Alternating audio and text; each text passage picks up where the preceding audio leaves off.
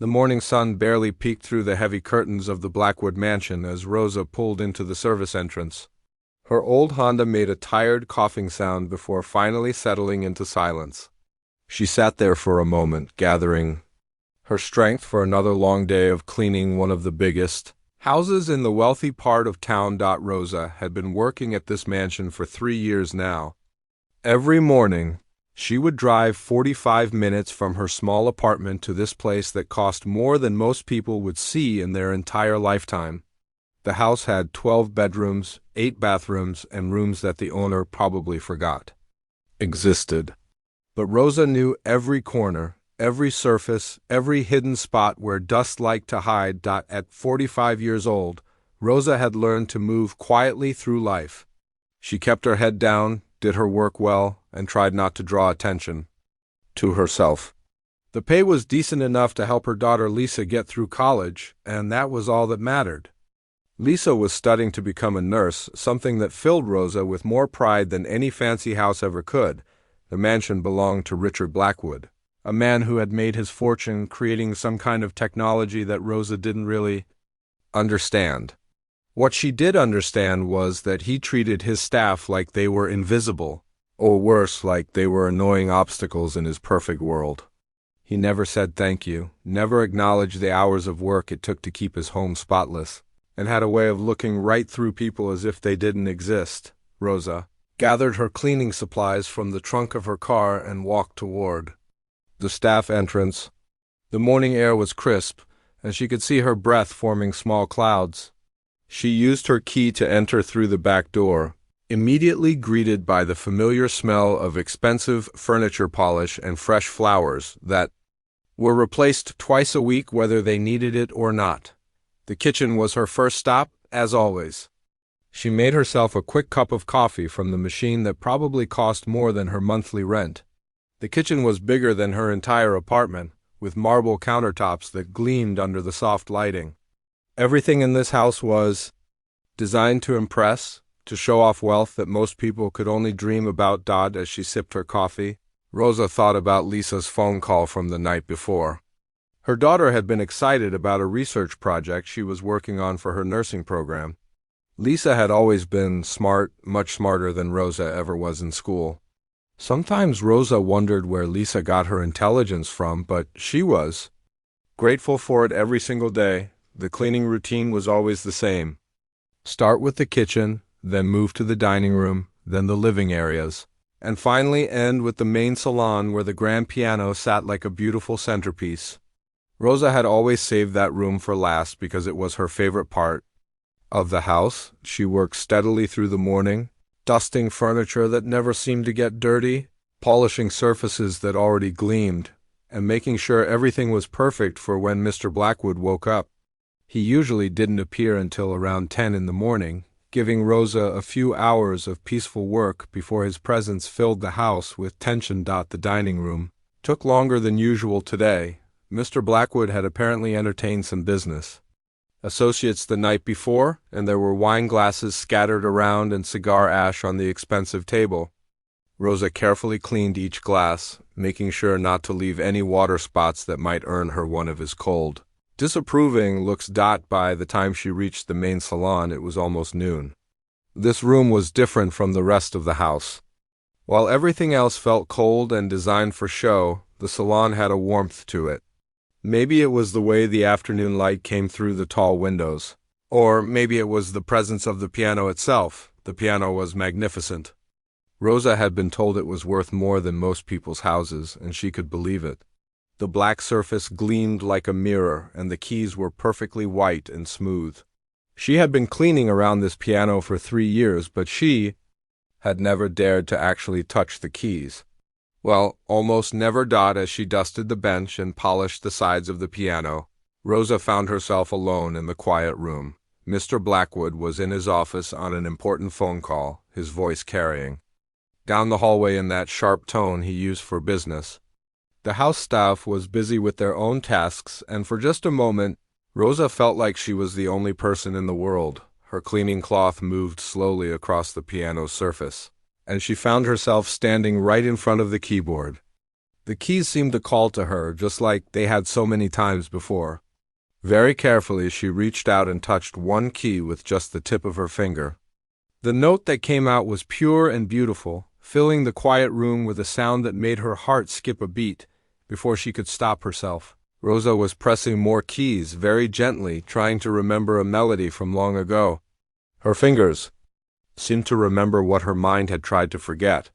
The notes came together in a simple tune, nothing fancy, but something that made her feel connected to a part of herself. She had buried deep inside. She was so lost in the moment that she didn't hear the footsteps in the hallway. She didn't notice that the business phone call had ended.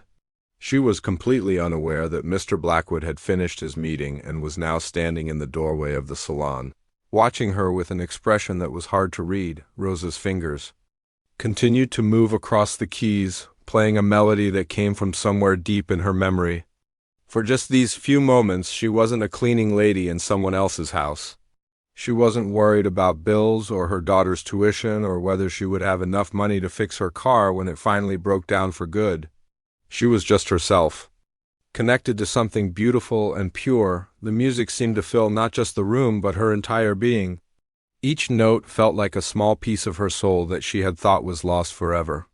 Her eyes closed as she played, and for the first time in years, Rosa felt truly alive, but the moment couldn't last forever. Something made her look up, and there he was. Mr. Blackwood stood in the doorway with his arms crossed, watching her with an expression she had never seen before. It wasn't his usual look of indifference or mild irritation. This was something else, something that made her stomach drop with fear. Rosa's hands flew away from the keys as if they had been burned. The beautiful music stopped abruptly, leaving only an uncomfortable silence that seemed to stretch on forever. Her cheeks burned with embarrassment as she realized what she had done.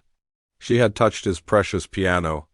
She had overstepped a boundary that she should have known better than to cross. "I'm sorry," she whispered, her voice barely audible in the quiet room. "I was just cleaning, and I—" But the words died in her throat as she saw. The look on his face changed from surprise to something much more dangerous. Mr. Blackwood's lips curved into a smile, but it wasn't a kind smile. It was the kind of smile that meant trouble was coming. And Rosa knew with a sinking heart that her peaceful morning was about to become something very different indeed. Mr. Blackwood stepped into the salon with that dangerous smile still playing on his lips. Rosa felt her heart hammering in her chest as she quickly stepped away from the piano, her cleaning supplies clutched tightly in her trembling hands. She had worked for difficult people before, but something about the way he was looking at her right now made her skin crawl. "Well, well, well," he said slowly, his voice carrying the tone she had learned to fear over the past 3 years. "What do we have here?" "My cleaning lady thinks she can just help herself to my piano whenever she feels like it." Rosa opened her mouth to apologize again, but he held up his hand to stop her. No, don't say anything yet. I'm actually quite fascinated by this little discovery." He walked over to the piano and ran his finger along the top, as if checking for dust that Rosa had missed. "You know, Rosa, I've been thinking that this house has been getting a bit boring lately. Same routine every day. Same quiet, obedient staff doing their jobs without any excitement." The way he said excitement made Rosa's stomach turn. She had seen this side of Mr. Blackwood before, usually when he was dealing with business partners who had disappointed him. He had a way of playing with people like a cat playing with a mouse before the final strike. "I was just about to call some friends over for dinner tonight," he continued, still not looking directly at her. "Some very important people? Business partners, potential investors, you understand? The kind of people who appreciate fine things." He finally turned to look at her, and his eyes were cold as ice. "I think tonight's dinner just became much more interesting." Rosa felt her mouth go dry. "Mr. Blackwood, I really should get back to my work. I have the upstairs bathrooms to clean, and I know you like them finished before—" "The bathrooms can wait," he interrupted sharply. "In fact, everything can wait, because I just had the most wonderful idea." He walked over to his phone and began dialing a number. Rosa stood frozen, unsure if she should leave or stay, She listened in growing horror as he spoke to someone on the phone. Charles? Yes, it's Richard. Listen, about tonight's dinner. I want you to bring your wife. And call the others too. Tell them they absolutely must come. I promise them an evening they'll never forget. He paused, listening to the person on the other end. Trust me on this one. Just make sure everyone is here by 7. When he hung up, Rosa found her voice. Mr. Blackwood, please, I don't understand what's happening. If I did something wrong with the piano, I promise it won't happen again. I was just, oh, but you did do something wrong, he said, moving closer to her. You touched something that doesn't belong to you. You played music on an instrument worth more than you'll make in your entire lifetime. And now you're going to face the consequences. Rosa felt tears starting to form in her eyes. She needed this job desperately. Lisa's tuition was due next month and she had barely saved enough to cover it. Please, I'm sorry. I'll work extra hours to make up for it. I'll clean the piano twice a day if you want. Just please don't fire me. Mr. Blackwood laughed, but it wasn't a happy sound. Fire you? Oh, Rosa, you misunderstand me completely. I'm not going to fire you. You're much too valuable to me now. He walked over to the window and looked out at his perfectly manicured garden. You see, my dinner guests tonight are very sophisticated people. They've seen everything, done everything, bought everything. It's become quite difficult to entertain them. Rosa watched him nervously, still not understanding where this was going. But tonight, he continued, I'm going to give them something truly special, a performance they'll never forget. He turned back to her with that cruel smile. You're going to play piano for my guests? Rosa, you're going to sit at that beautiful instrument and show everyone what kind of musical talent my cleaning lady possesses. The words hit Rosa like a physical blow. No, she whispered. Please, you can't make me do that. I can't. I don't single quotes did ... Oh, but you can and you will, he said firmly. Unless, of course, you prefer to look for a new job tomorrow. And I'm sure you're aware that I have quite a bit of influence in this town. One word from me and you'll find it very difficult to find employment anywhere. Rosa felt trapped. She thought about Lisa, who was counting on her mother's income to finish nursing school. She thought about the rent due next week and the car payment and all the other bills that kept piling up no matter how hard she worked. I don't understand why you want to do this, she said quietly. What did I ever do to hurt you? Mr. Blackwood shrugged. You didn't hurt me, Rosa, but you did give me an opportunity for some entertainment. You see, my guests tonight think they're so cultured, so sophisticated. They pay thousands of dollars to attend concerts and operas, always trying to impress each other with their refined tastes. His voice grew more excited as he talked.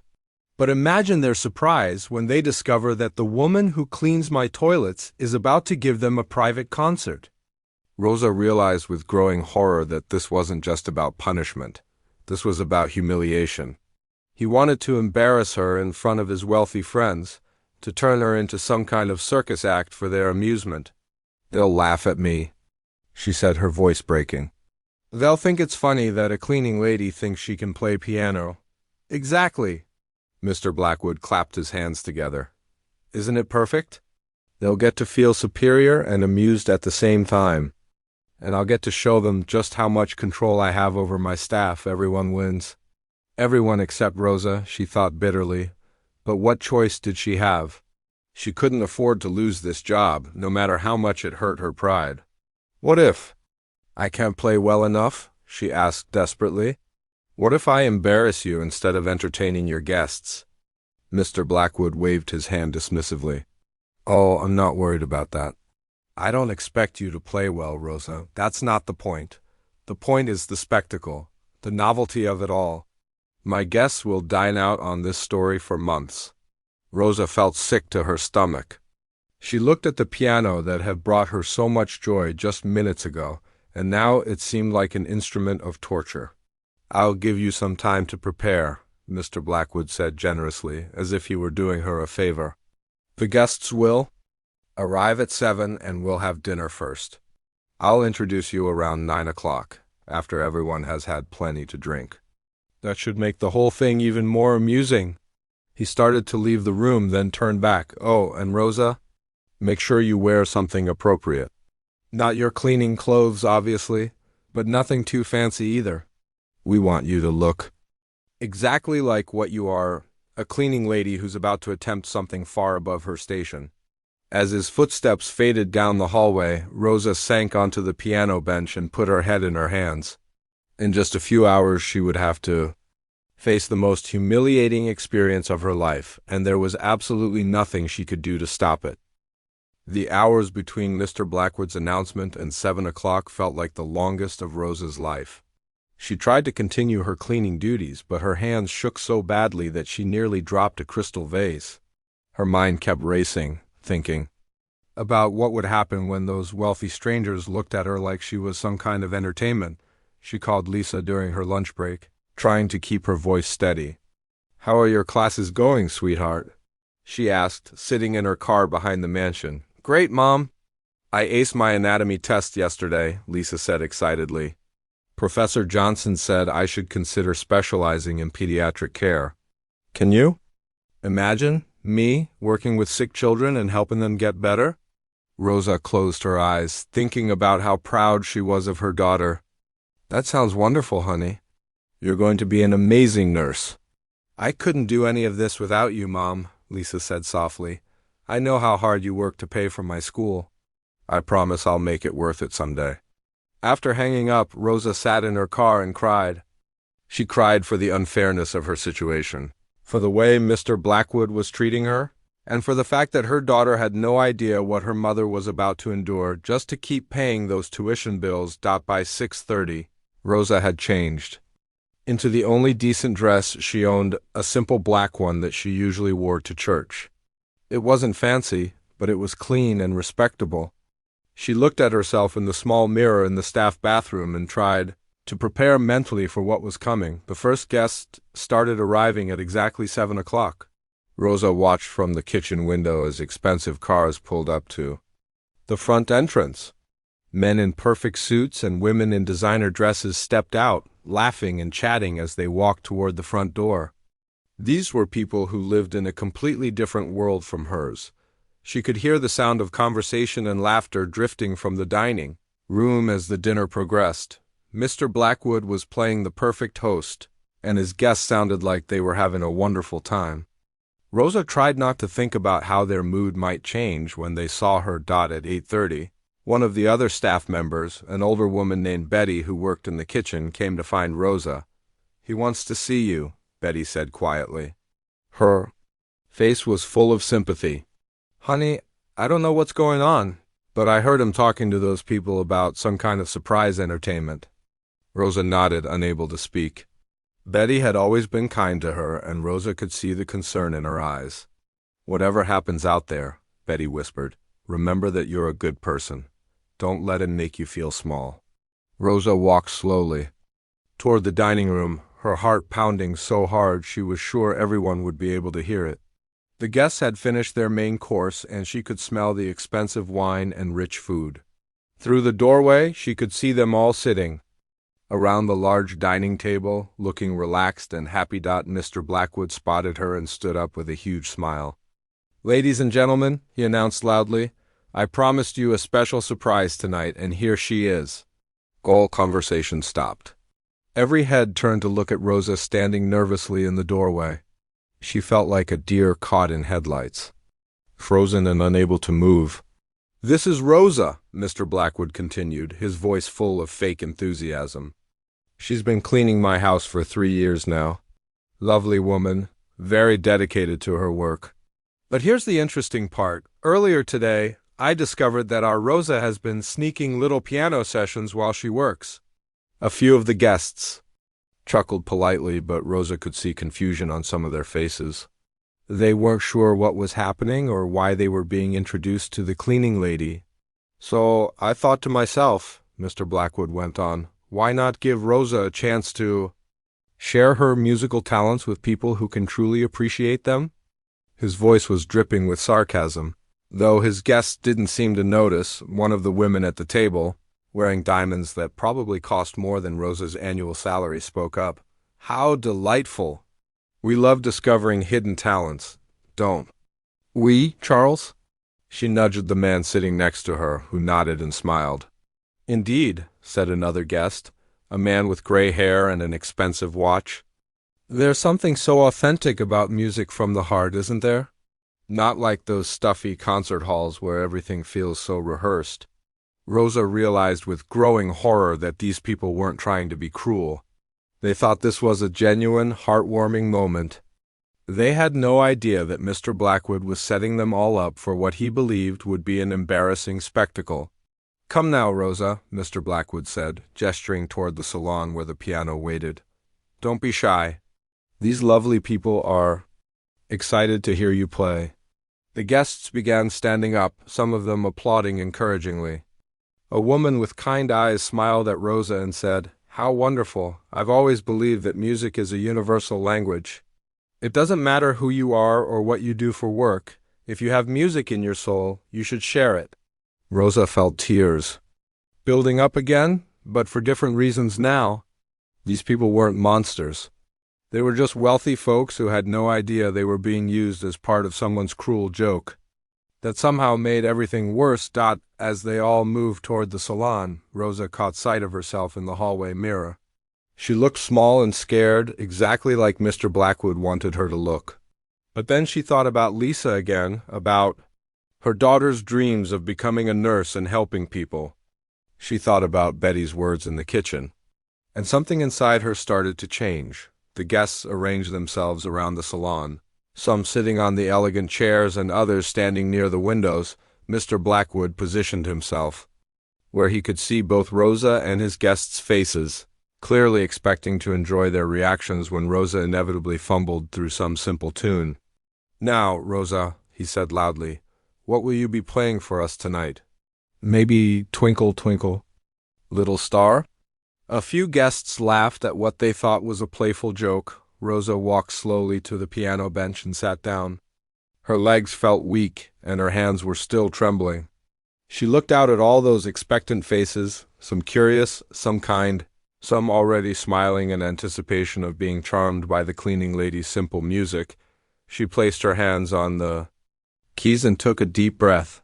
For a moment, she closed her eyes and tried to remember who she used to be, before life forced her to become someone smaller and quieter. She thought about all the years of practice, all the dreams she had given up, all the music that had lived inside her heart even when she couldn't let it out. When she opened her eyes, something had shifted. The trembling in her hands had stopped. Her back was straighter. And for the first time since this nightmare began, Rosa wasn't thinking about Mr. Blackwood or his cruel game. She was thinking about the music. Her fingers found the first notes, and everything changed. The first notes that came from the piano were soft and gentle, almost like Rosa was testing the waters. But there was something different about the way she touched the keys now. Her fingers moved with a confidence that surprised even her. The guests settled into their chairs, expecting to hear a simple melody that would be pleasant enough to politely applaud. Mr. Blackwood stood with his arms crossed, that familiar smug expression on his face. He was already imagining how he would describe this moment to other friends later, how his cleaning lady had tried to impress his sophisticated guests with whatever basic piano skills she might have picked up from YouTube videos. But as Rosa continued to play, something unexpected began to happen. The simple melody she had started with began to grow and develop. Her left hand joined in with a complex bass line that made several guests sit up straighter in their chairs. This wasn't the fumbling attempt of an amateur. This was something else entirely. The piece Rosa had chosen was one of the most challenging. In classical music, Chopin's Ballade No. 1 in G minor, it was a piece that even professional pianists approached with respect and careful preparation. The opening was deceptive in its simplicity, which is exactly why Rosa had chosen it. Most people wouldn't recognize what they were hearing until it was too late. As the music began to build, Rosa felt something wonderful happening inside her chest. All the fear and humiliation of the past few hours started to melt away. Her fingers remembered movements they hadn't made in 15 years. Her body remembered the feeling of being completely connected to the music. of becoming one with the piano and letting the notes flow through her like water. The guests were beginning to look confused. This wasn't what they had expected at all. The woman with the kind eyes leaned forward in her chair, her mouth slightly open. The gray-haired man with the expensive watch had stopped checking his phone and was staring at Rosa's hands as they danced across the keys. Mr. Blackwood's confident smile was starting to fade. This wasn't going according to his plan. Rosa was supposed to play something simple and awkward, something that would make his guests smile politely while secretly feeling superior. Instead, she was playing something that sounded professional. As the piece moved into its more complex sections, Rosa's playing became more passionate and intense. Her whole body moved with the music, swaying slightly as she navigated the difficult passages that had once challenged her in conservatory. The notes seemed to pour out of her soul, carrying with them all the pain and longing and dreams that she had kept locked away for so many years. One of the guests, a woman in an elegant blue dress, whispered something to her husband. He nodded and whispered back, their faces showing growing amazement. Other guests were beginning to look at each other with expressions of disbelief. The music filled every corner of the salon, spilling out into the hallway and reaching even the kitchen where Betty had stopped her cleaning to listen. She had worked in wealthy houses for 20 years, and she had heard plenty of piano playing at fancy parties. But this was different. This was the kind of music that made your heart stop. Mr. Blackwood was no longer smiling at all. In fact, he was starting to look worried. He had expected his guests to be amused by Rosa's amateur attempts at piano playing. Instead, they were completely captivated by what was clearly a masterful performance. Some of them were even looking at him with questions in their eyes, as if wondering why he hadn't told them that his housekeeping staff included a concert-level pianist. As Rosa reached the climactic section of the ballade, her playing became even more powerful and emotional. The notes seemed to crash over the room like waves, carrying everyone along on a journey of incredible beauty and complexity. Her fingers moved so fast they were almost a blur, but every note was perfect, every phrase shaped with the skill of someone who had spent years mastering this incredibly difficult piece. The elderly man with gray hair slowly stood up from his chair, his face pale with recognition. He took a step closer to the piano, squinting at Rosa as if trying to remember something important. His wife noticed his strange behavior and tugged on his sleeve, but he didn't seem to notice.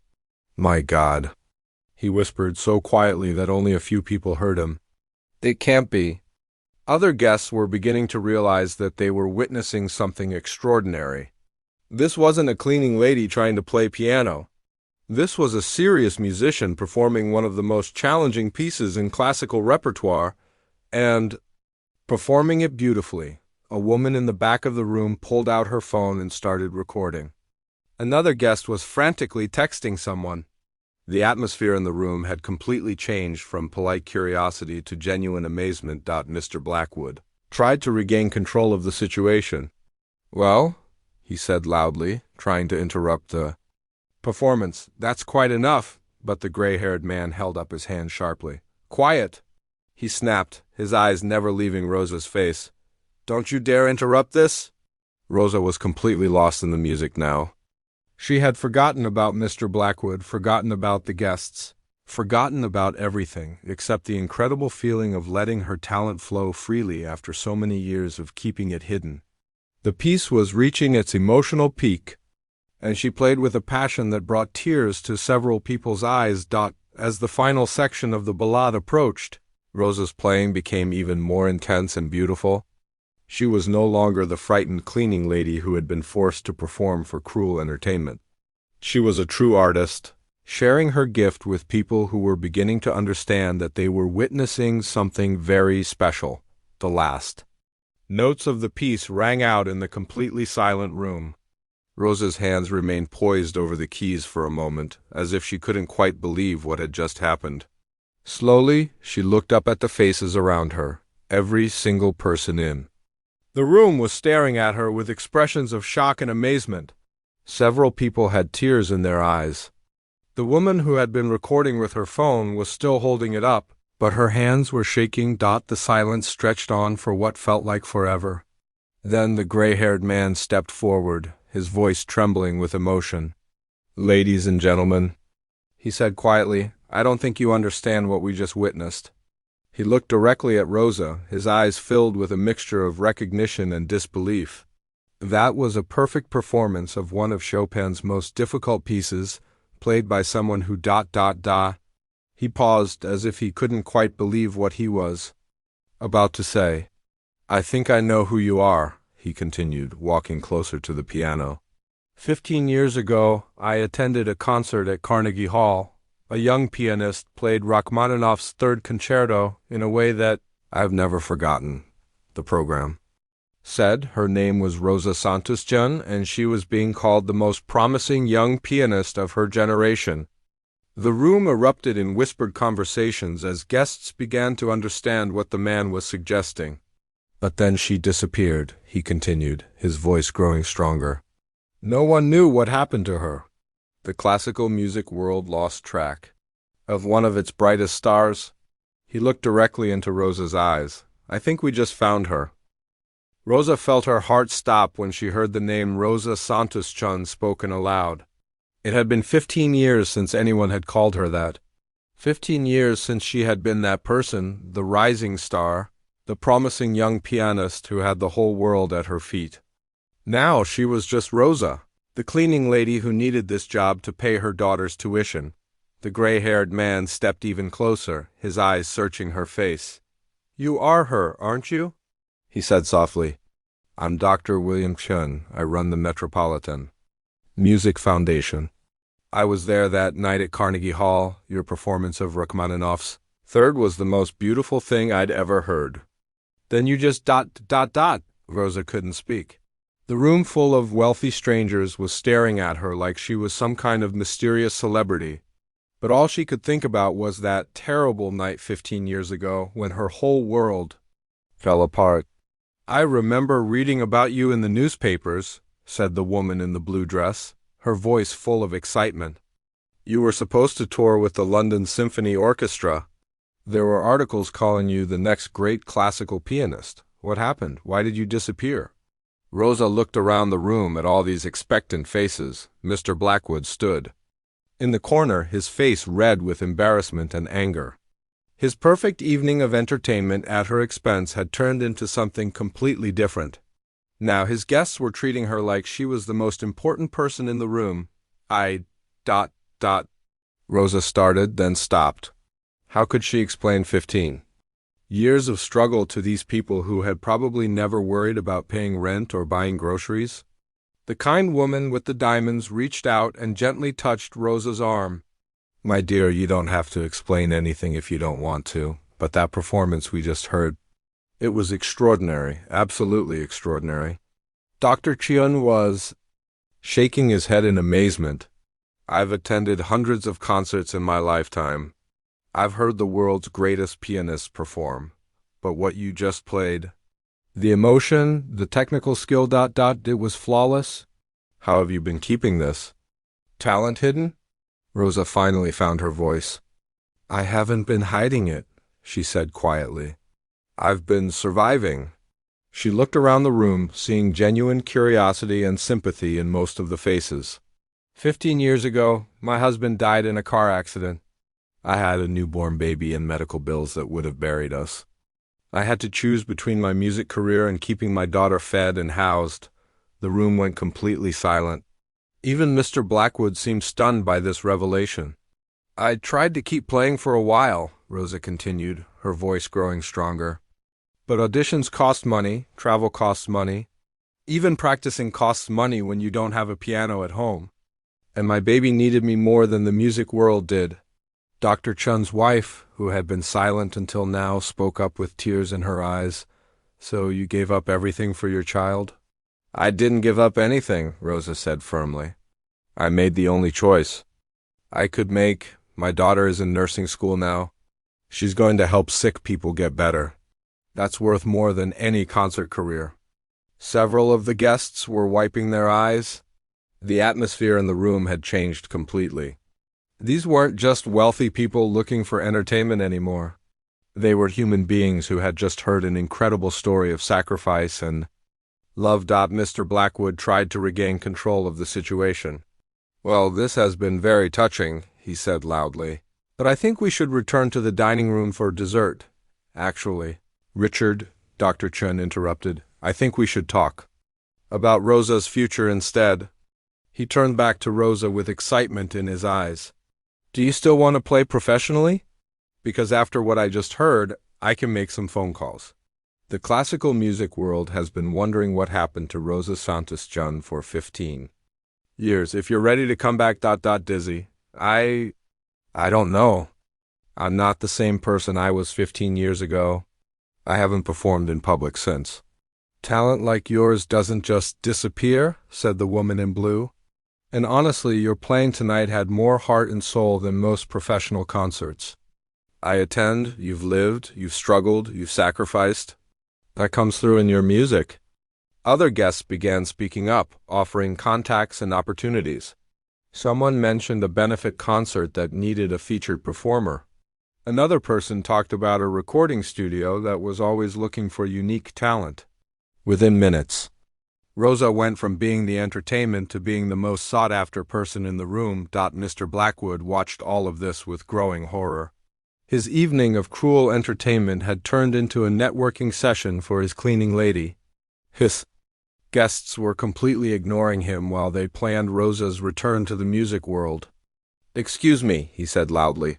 But no one paid attention. Dr. Chen was already writing down phone numbers for Rosa, while other guests were making plans to attend her potential comeback performance. 3 months later, Rosa stood backstage at the city's premier concert hall, wearing a beautiful black gown that had been donated by one of Mr. Blackwood's former dinner guests. Her hands weren't shaking anymore. Lisa sat in the front row, beaming with pride and wearing her brand new nursing school graduation pin. The story of the cleaning lady who turned out to be a lost classical music star had spread far beyond that evening at the mansion. News outlets picked it up, social media shared it thousands of times, and music lovers around the world were talking about Rosa's incredible comeback. But the best part wasn't the fame or the recording contracts or the sold-out concert halls. The best part was the scholarship fund that Dr. Chun had helped her establish, a fund to help working parents pursue their dreams in music and arts. Rosa knew what it felt like to choose between survival and passion, and she never wanted another talented person to face that choice alone. As for Mr. Blackwood, his reputation never recovered from that dinner party. Word spread quickly through his social circle about how he had tried to humiliate a world-class musician for his own entertainment. Several business partners ended their relationships with him, and he found himself increasingly isolated from the very society he had worked so hard to impress. Rosa walked onto the stage to thunderous applause, but she only had eyes for Lisa in the front row. Her daughter was crying happy tears, and Rosa knew that everything, all the years of struggle, all the sacrifices, all the nights wondering if she'd made the right choices, had been worth it. She sat at the piano and placed her hands on the keys. The concert hall fell silent. Rosa took a deep breath and began to play, not because someone was forcing her to, not because she needed to pay bills, but because she wanted to, because the music was still there inside her heart, stronger and more beautiful than ever. And as the first notes filled the hall, Rosa Santos-Chun was finally home.